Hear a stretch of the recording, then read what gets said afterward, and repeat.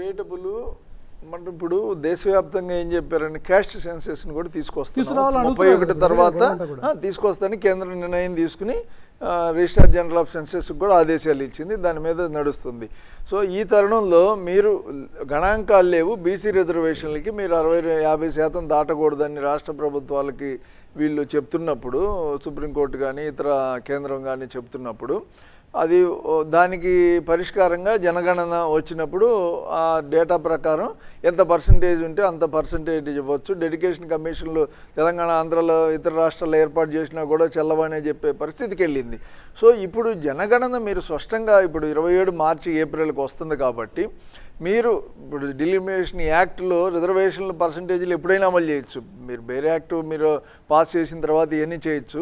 ఈ పరిస్థితిలో ఉమెన్ ఇప్పుడు ఆ రోజు ములాయం సింగ్ యాదవ్ గారు కానీ ఇతరులు కానీ లాలూ ప్రసాద్ యాదవ్ గారు కానీ మీరు ఓబీసీ దీంట్లో ఓబీసీ కోటా ఏది అని అడిగారు. మహిళా బిల్లు పెడుతున్నారు, దాంట్లో కానీ విడిగా కానీ మాకు ఓబీసీ కోటా పెట్టండి అని.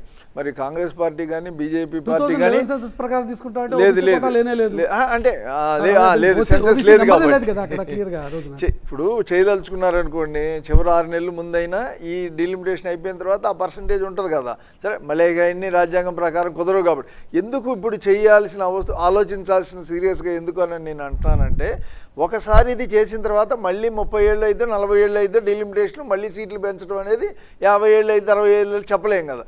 అప్పటి వరకు మరి దేశంలో ఇప్పుడు మహిళలకి ఇప్పటికి 20 ఏళ్ళు పట్టిందన్నారు మొదలుపెట్టి ఇవ్వడానికి, 30 ఏళ్ళు వినోద్ గారు చెప్పినారు. మరి బీసీ రిజర్వేషను ఇప్పుడు మొదలు పెడితే మళ్ళీ డిలిమిటేషన్ చేస్తాయా ఈ రాజకీయ పార్టీలు, చెయ్యవా?